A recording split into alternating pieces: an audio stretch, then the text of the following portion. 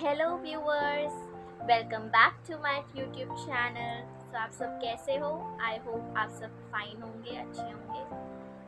आज का हमारा टॉपिक है वो है difference between impairment, disability and handicap, जैसे आप स्क्रीन में देख रहे हो। तो without wasting much time, let's get started. तो सबसे पहले स्क्रीन में है इम्पेयरमेंट। अब इम्पेयरमेंट क्या होता है हम समझते हैं। Impairment refers to a loss or abnormality in body organ or any tissue।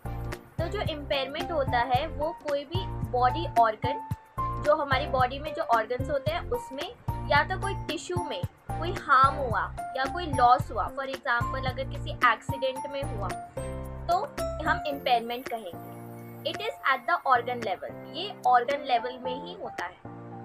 Impairment can be temporary or permanent and may affect various aspects of a person's well-being depends on the severity level। अब इसका मतलब है कि जो impairment होता है वो either temporary हो सकता है या तो permanent हो सकता है। अब permanent अगर हुआ तो वो life long रहेगा, और temporary अगर हुआ तो जल्द से जल्द वो ठीक भी हो सकता है। वो severity level में depend करता है। That is mild, moderate, severe and profound।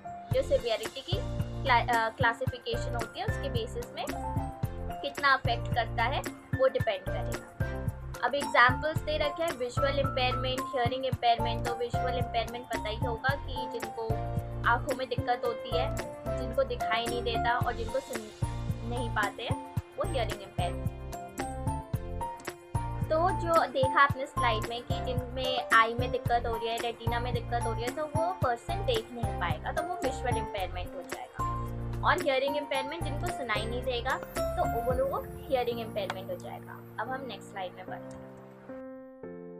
तो अब हम किस पर्सन को कहेंगे कि वो एक डिसेबल्ड पर्सन है या नहीं। Disability is a broader concept that encompasses the impact of impairment on an individual's ability to participate fully in everyday activities।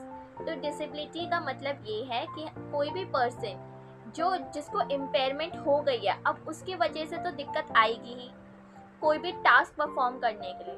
तो कोई भी पर्सन को अगर किसी टास्क परफॉर्म करने में दिक्कत आ रही है, वो एवरीडे लाइफ को नहीं फुलफिल कर पा रहा है, वो चीज़ें अपनी जो एक्टिविटीज़ है वो कर नहीं पा रहा है, तो वो डिसेबल कहलाएगा। It is at the functional level. तो ये फंक्शनल लेवल में होता है, मतलब जो भी हम फंक्शंस करते हैं डे टू डे लाइफ में उसमें दिक्कत आती है। It is the limitations and the restrictions and individual faces due to impairment and can be physical, sensory, cognitive in nature. तो वही चीज़ बता रखी है कि जो भी हमारे इम्पेयरमेंट और इम्पेयरमेंट की वजह से आती है वो डिसेबिलिटी में ही कहीं ना कहीं अफेक्ट करती है, क्योंकि अगर कोई पर्सन इम्पेयर हुआ देन उसको एवरीडे लाइफ में कोई दिक्कतें आएगी परफॉर्म करने में। For example a person with visual impairment is a disabled person when he और she is not able to access the printed information. अब इसका एग्जाम्पल का क्या मतलब है कि अगर फॉर एग्जाम्पल अगर कोई विजुअल इम्पेयरमेंट वाला बच्चा है तो वो डिसेबल तब कहलाएगा जब वो उसे कुछ चीज़ दिखाई नहीं देगी, है ना। जब कोई प्रिंटेड इन्फॉर्मेशन उसके सामने प्रोवाइड किया गया है, अगर वो पढ़ नहीं पा रहा है उस इन्फॉर्मेशन। नेक्स्ट स्लाइड में बढ़ते हैं। नेक्स्ट है हैंडीकैप। अब हैंडीकैप क्या होता है, let's see. Handicap is a disadvantage for an individual resulting from impairment और disability which prevents fulfilment of role of an individual. इसका मतलब ये है कि जो हैंडीकैप वाला पर्सन होगा ना, पहले तो ये इम्पेयरमेंट और डिसेबिलिटी के बेसिस में ही हैंडीकैप होगा। अब कैसे होगा ये हैंडीकैप? एक सोसाइटल बेसिस है जो इन्वायरमेंट और सोसाइटी की वजह से होता है।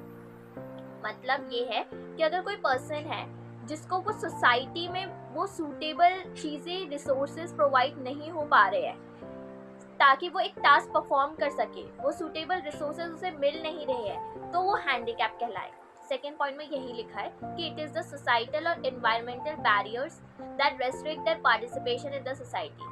वही जो सोसाइटी और एनवायरमेंटल जो बैरियर्स होते हैं जिसकी वजह से वो चीज़ें परफॉर्म नहीं कर पाते। It is a situation specific. अब ये सिचुएशन में डिपेंड करता है, अब मैं बताऊंगी कैसे। For example, a person with wheelchair will be a handicapped person when he or she is not able to access the building तो because of lack of ramps और एलिवेटर्स। तो अब इसका मतलब ये है कि अगर कोई व्हील चेयर वाला कोई बच्चा है, ठीक है, अगर कोई व्हील चेयर वाला बच्चा है वो हैंडीकैप तब कहलाएगा जब उसको सेकंड फ्लोर में जाना है या थर्ड फ्लोर में जाना है, कोई भी फ्लोर में जाना है एंड उसके पास रैंप नहीं है या तो एलिवेटर नहीं है, तो वो चलेगा कैसे, तब वो हैंडीकैप कहलाएगा। लेकिन अगर उसको उस सेकंड फ्लोर या थर्ड फ्लोर जो भी फ्लोर में है उससे जाना है और उसके पास एलिवेटर भी है या रैंप भी है, दोनों ही है, तो वो ईजिली जा पाएगा, तब वो हैंडीकैप नहीं होगा। तो ये सिचुएशन के हिसाब से होता है, इसलिए कहा है it is situation specific. Picture में आप देख रहे हो कि व्हील चेयर वाला बच्चा है, व्हील चेयर वाला कोई पर्सन है, अब उसको जाना है ऊपर, अब वो चलेगा कैसे, स्टेयर्स है, नहीं चल पाएगा, तो वो क्या होगा, वो हैंडीकैप्ड हो जाएगा उस सिचुएशन पे। वैसे ही अगर हम सेकंड इमेज देखें तो उसमें पर्सन व्हील चेयर में है, स्टेयरकेस भी है, लेकिन इफ़ यू कैन फोकस उसके पास एक प्लेटफॉर्म है जहाँ से वो इजीली उसमें चढ़ जाएगा एंड जो भी स्विच या बटन्स होंगे उसके हेल्प के थ्रू वो ऊपर पहुँच जाएगा विदाउट यूजिंग स्टेयर्स। वो चलेगा नहीं बट वो प्लेटफॉर्म में जस्ट स्टे रहेगा, तो इससे पता चलता है कि वो हैंडीकैप नहीं है। अब हम एक इजी सा एग्जांपल लेते हैं। अगर फॉर एग्जांपल किसी पर्सन के हैंड में कट लग गया हो और वो कट इतना डीप हो गया हो, किसी ने ध्यान भी नहीं दिया हो कि वो इम्पेयरमेंट हो गया। कैसे इम्पेयरमेंट हुआ, टिश्यू डैमेज हो गया, इसलिए वो इम्पेयरमेंट हो गया। अब वो डिसेबिलिटी कब होगा, डिसेबिलिटी तब होगा जब वो उस हैंड का यूज़ करके वो कोई भी टास्क या एक्टिविटी परफॉर्म नहीं कर पा रहा है। लाइक फॉर एग्जांपल वो वेजिटेबल्स चॉप नहीं कर पा रहा है या वो अपना हैंड वॉश नहीं कर पा रहा है, तब वो डिसेबल्ड होगा। हैंडीकैप कब होगा, जब उसको अपने दोनों हैंड्स का यूज़ करना हुआ और वो यूज़ नहीं कर पा रहा है, तब वो हैंडीकैप हुआ। अब लाइक जैसे दोनों हैंड्स के हम यूज़ कहाँ करते हैं, हम कीबोर्ड यूज़ करने के लिए हम यूज़ कर सकते हैं, ठीक है, ड्रेसिंग के लिए भी यूज़ हो सकता है, वॉशिंग क्लोथ्स। जब वो दोनों हैंड्स अपने यूज़ नहीं कर पा रहा है, तब वो उस सिचुएशन के लिए हैंडीकैप्ड हो जाएगा। तो इन ब्रीफ में मैं बताऊं तो जो हमारा इम्पेयरमेंट होता है वो एक ऑर्गन लेवल में होता है, डिसेबिलिटी होता है lack of ability to perform everyday function, और जो हमारा हैंडीकैप होता है जो सोसाइटी और इन्वायरमेंट के हिसाब से जो रिसोर्सेज को अचीव नहीं कर पाना, वो हैंडीकैप होता है। सो आई होप आज का सेशन आपको अच्छा लगा हो और आपको क्लियर भी हुआ हो ये कॉन्सेप्ट। और अगर आपको कोई भी डाउट हो तो please comment down below. Please do like, share, subscribe and press the bell icon for further notification. Till then, thank you, bye, and we'll meet you in the next class. Thank you.